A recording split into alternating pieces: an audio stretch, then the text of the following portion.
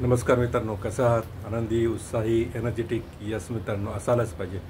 मित्रांनो, आज आम्ही एक टॉपिकवर डिस्कस करणार आहे की बहुतेक तुम्हाला आवडेलच.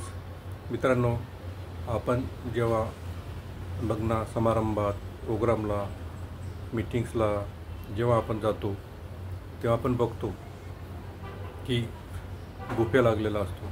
बुफेमध्ये आपण ताटामध्ये भरपूर वाढून घेतो, जेवढं लागलं तेवढं वाढून घेतो. तिथं चान्स असतो आपला जेवढं पाहिजे तेवढं घ्यायचा. पण मित्रांनो, आपण एवढं घेतो की ते नंतर आपल्याकडनं खाल्लं जात नाही आणि बरंचसं अन्न उष्ट राहतं. मित्रांनो, लहानपणी आपल्याला शिकवल्या गेलेलं आहे की जेवढं पाहिजे तेवढं घे, पोटभर खा, काही शिल्लक ठेवू नको, ताटात काही शिल्लक राहिलं नाही पाहिजे. हे आपण लहानपणीवर शिकलेलो आहे. पण मला वाटतं आपण याचा आपल्याला विसर पडलेला वाटतो. तर मित्रांनो, बुफे लागलेला असतो, आपल्याला चॉईस असते किती घ्यायचं आपल्यावर डिपेंड आहे आणि किती खायचं आपल्यावर पण डिपेंड आहे. मित्रांनो, हे बघताना खूप दुःख होतं की थाळ्यामध्ये अर्ध्या थाळ्या आणि बरंचसं अन्न त्यामध्ये वाया गेलेलं असतो.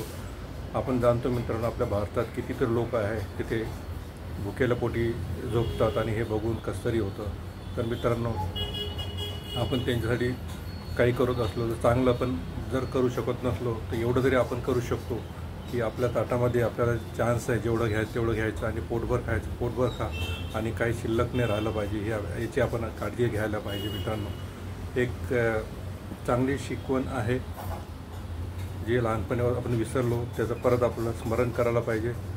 पहिले थाळीमध्ये जसं जेवत होतो आपण चाटून पुसून, एक पण शीत त्यामध्ये शिल्लक राहायचं नाही मित्रांनो.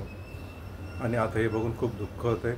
तर आपण सर्वांनी त्याची काळजी घेऊया आणि पुढे असं कधी होणार नाही भविष्यात, याचा आपण तरी समजा काळजी घेऊया. तर हेच मला सांगायचं होतं. चला, परत एकदा भेटूया नवीन विचारासह उद्याला. धन्यवाद.